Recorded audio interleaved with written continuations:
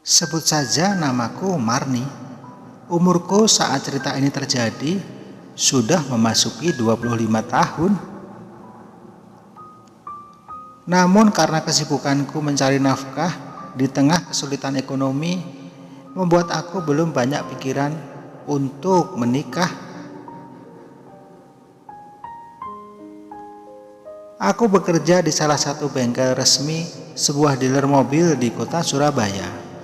Aku ditempatkan pada bagian customer service.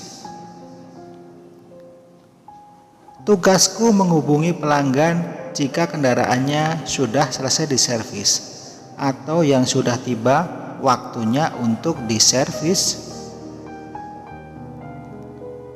Tugas pekerjaanku menuntut aku untuk selalu bersikap ramah dan sopan pada setiap pelanggan. Setiap hari aku berhadapan dengan banyak orang dari berbagai karakter. Tak jarang dari mereka ada yang minta nomor kontakku. Bahkan ada yang merayuku saat ditelepon. Sampai suatu ketika ada seorang bapak tiba-tiba nelpon aku. Dia mengajak untuk jalan sekalian untuk makan. Aku pun menolak secara halus dengan menawari temanku padanya. Namun si bapak tersebut, sebut saja namanya Pak Tony, tidak mau. Pak Tony maunya aku yang menemaninya. Karena tidak mau mengecewakan pelanggan tetap, aku terpaksa menerima tawaran Pak Tony.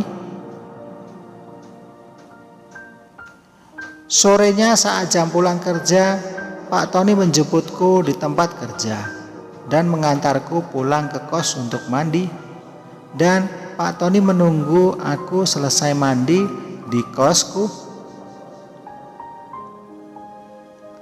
Mata Pak Tony sangat tajam menatapku.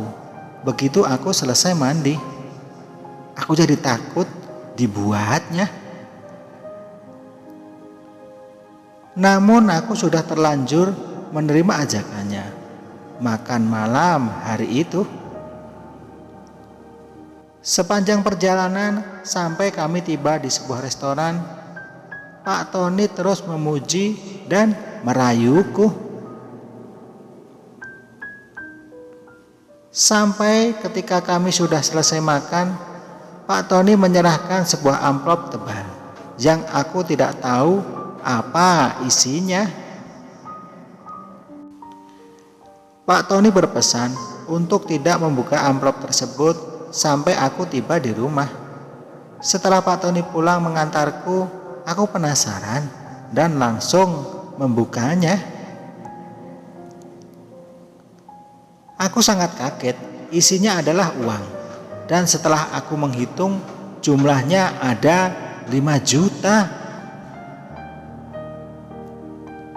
Aku mau menelponnya saat itu juga untuk konfirmasi. Namun aku urungkan karena Pak Tony masih dalam perjalanan.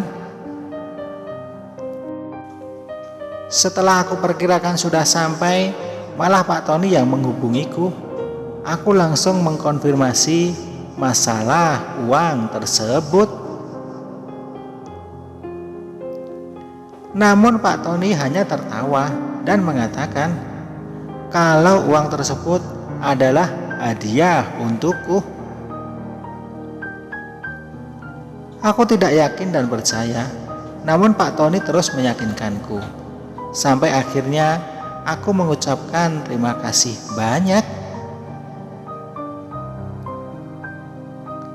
Pak Tony terus mengajakku untuk menemaninya ngobrol sampai tengah malam. Pak Tony sempat curhat tentang masalah pribadi dengan istrinya yang jarang di rumah karena urusan bisnis yang begitu banyak. Urusan rumah tangga Pak Tony kurang harmonis sebab istrinya terlalu sering keluar kota mengurus bisnis Setelah panjang lebar bercerita, Pak Tony kemudian bertanya, apakah aku ingin punya rumah? Kebetulan bisnis Pak Tony bergerak di bidang properti tanah dan perumahan. Aku langsung berkata, jika itu memang impianku sudah sejak lama. Pak Tony menyambungnya, bahwa itu bisa aku dapatkan dengan cuma-cuma. Ditambah lagi, aku diberi biaya hidup setiap hari jika aku mau menerima syarat yang ia ajukan. Persyaratannya adalah aku harus bersedia jadi istri kedua dari Pak Tony. Aku sangat terkejut mendengarnya. Aku lalu menjawab bahwa aku belum bisa untuk hal itu. Aku tidak mau dikatakan orang sebagai pelakor. Keesokan harinya, hal itu aku ceritakan pada temanku di kantor.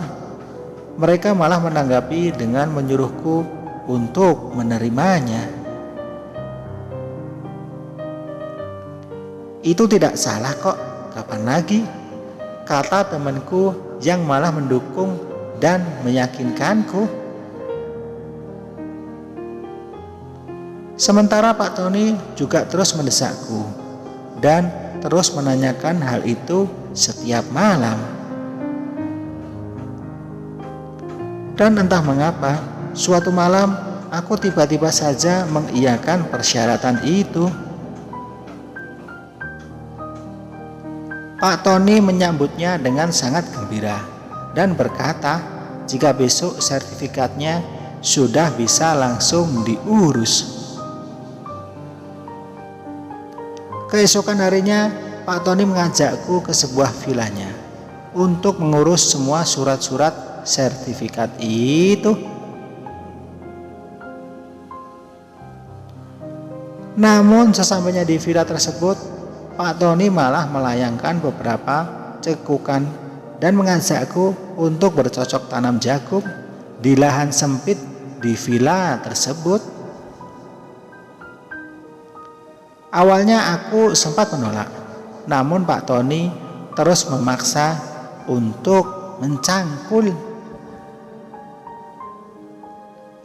Karena sudah terlanjur menyetujui persyaratannya, akhirnya aku pasrah dan membiarkan Pak Tony mencangkul sangat lama dan luas. Setelah pulang dari villa itu, bukan surat rumah yang aku bawa, namun sejumlah uang yang cukup besar yang diberikan oleh Pak Tony. Katanya sebagai hadiah telah menemaninya bercocok tanam jagung hari itu. Singkat cerita, Pak Tony menepati janjinya, memberiku sebuah rumah. Dan setiap saat Pak Tony datang untuk bercocok tanam jagung lagi.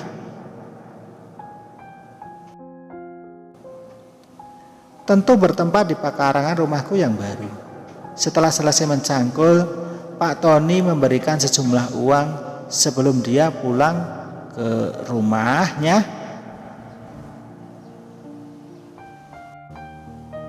Setiap kali datang, Pak Tony selalu berjanji untuk segera menikahi secara siri. Namun hal itu tidak pernah ia tepati.